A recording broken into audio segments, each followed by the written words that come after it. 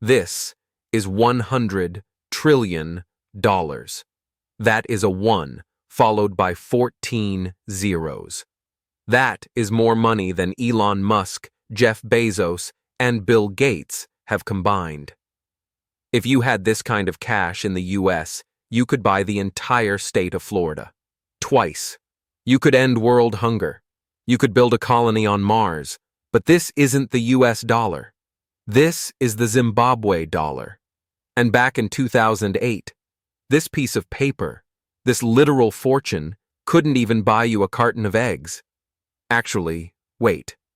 By the time I finish this sentence, the price of eggs just doubled. So now, I probably need 2 of these bills. We are told that money is real, that the paper in your wallet has value because the government says it does. But what happens when a government decides to cheat the system? What happens when the people in charge try to print their way out of a problem? This is the story of the greatest economic collapse in modern history. A math error so catastrophic, it turned an entire nation of hardworking people into starving billionaires. And if you think this can't happen to your money, trust me, you haven't been paying attention. To understand the nightmare, we have to look at the dream. Because before the chaos, Zimbabwe wasn't a basket case. It was the breadbasket. Rewind to 1980. Zimbabwe had just gained independence from British colonial rule. The world was watching with optimism.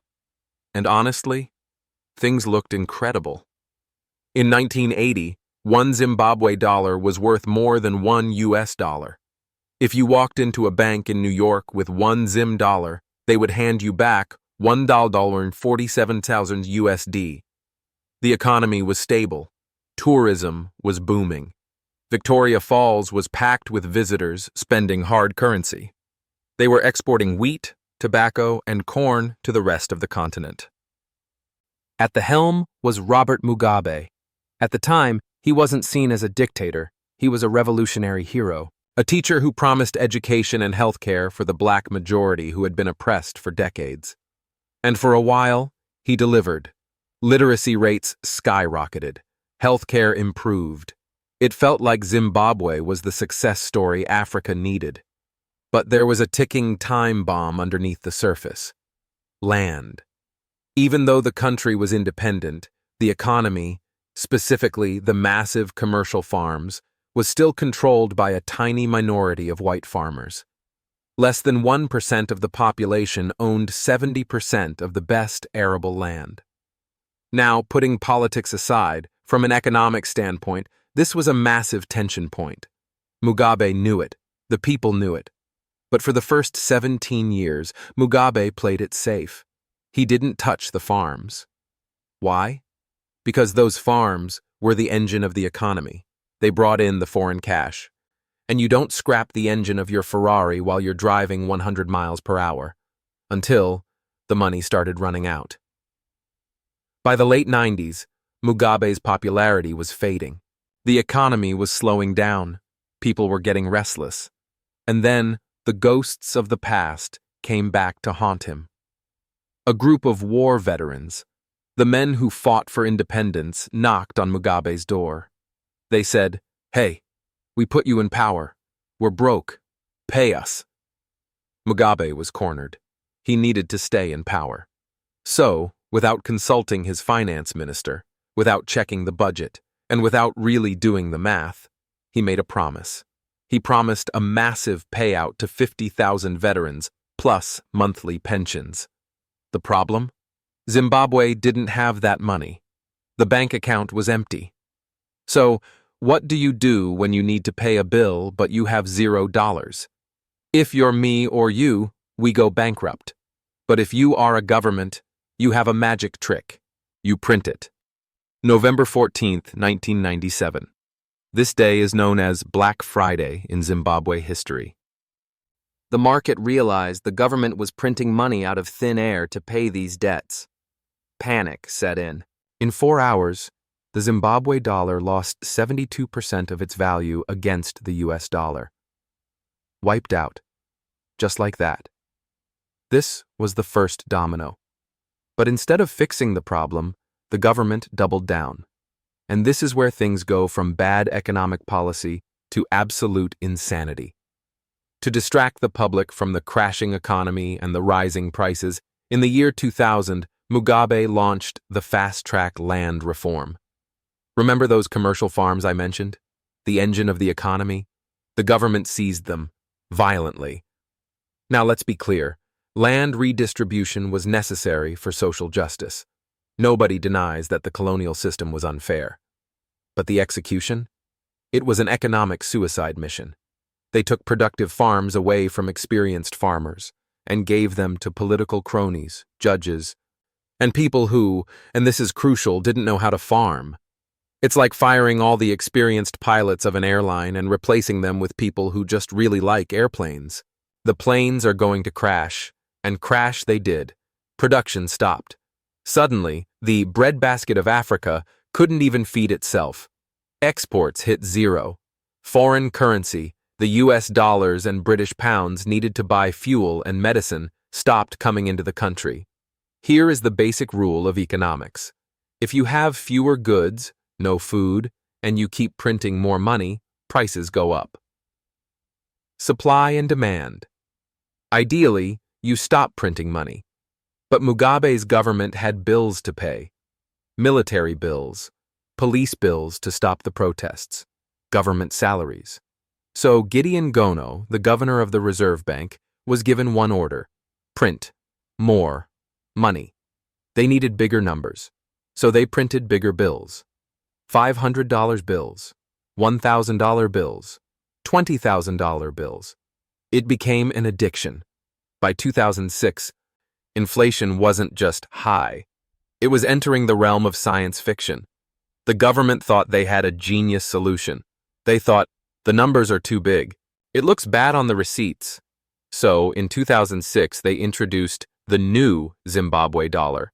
They chopped off 3 zeros. 1,000 old dollars became one new dollar. Problem solved, right? Wrong. You can delete the zeros, but you can't delete the reality, because they didn't stop printing. And this brings us to 2008.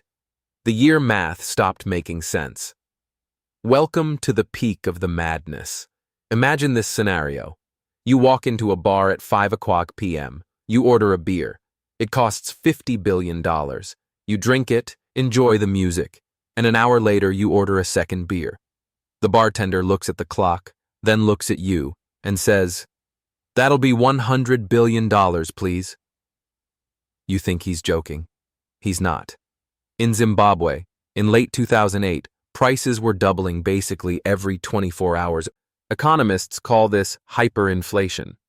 But what happened in Zimbabwe was something else entirely. It was economic velocity. Let's look at the numbers. In the US, if inflation hits 5% or 8%, people panic. In Zimbabwe, at the peak of the crisis in November 2008, the inflation rate was estimated at 79.6 billion% per month. That number is so big our brains can't even process it. So let me put it in human terms. People developed a strategy called the supermarket sprint. The moment you got paid, you didn't walk, you ran to the store. You bought anything: canned beans, oil, soap. It didn't matter if you needed it or not. You just had to turn that paper money into something physical, because holding on to cash was literally burning wealth. Restaurant menus didn't even have prices written on them anymore. Why bother? By the time the ink dried, the price was wrong. Instead, you'd sit down, eat your meal, and pray the price hadn't tripled while you were chewing. The printing presses were running 247.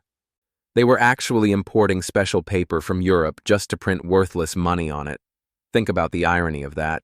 They were spending real foreign currency to buy paper to print fake currency. And in January 2009, they released the masterpiece, the $100 trillion note. 100,000, 1,000. It looks impressive. It sounds powerful. But on the day it was released, this blue piece of paper was worth about 40 US cents. It couldn't buy you a loaf of bread. The situation got so absurd that it became cheaper to use the money as toilet paper than to actually buy toilet paper. I'm serious. There were public signs in bathrooms explicitly forbidding people from using banknotes for hygiene purposes, because a roll of toilet paper cost millions, but a pile of cash was free. Think about the psychological toll this takes on a person. You are a billionaire. Everyone is a billionaire. You have stacks of cash in your house that reach the ceiling. But you are starving. You can't buy medicine. You can't buy fuel. The entire concept of saving for the future was erased. Imagine working for 40 years, saving every month for your retirement. You played by the rules. And then, in the span of a few weeks, your entire life's savings turns into the price of a single candy bar. That is what happened to an entire generation of Zimbabweans. Their wealth didn't just disappear, it evaporated. By late 2008, the Zimbabwe dollar was technically dead. The government just wouldn't admit it yet. But the people? The people are smart. The market is always faster than the government. Unofficially, everyone stopped using the Zimbabwe dollar. If you wanted to buy bread, you paid in US dollars. If you wanted a taxi, you paid in South African rand. If you didn't have foreign currency, you bartered. I'll give you 2 chickens for that cooking oil. I'll trade my labor for a bag of maize. The country had spontaneously dollarized itself. Finally, in 2009, the government admitted defeat. They announced that the Zimbabwe dollar was no longer legal tender. They told people they could bring their old bank accounts and cash to the bank to exchange them for US dollars. And the exchange rate? This is heartbreaking. Accounts with balances of up to 175 quadrillion Zimbabwean dollars were exchanged for $5 US. $5. That was the price of a nation's dignity. Overnight, inflation stopped. Why? Because the US government wasn't going to print money just to help Zimbabwe. The supply of money was capped. Prices stabilized. The shelves in supermarkets filled up again, but the savings were gone forever. For a few years, things were okay.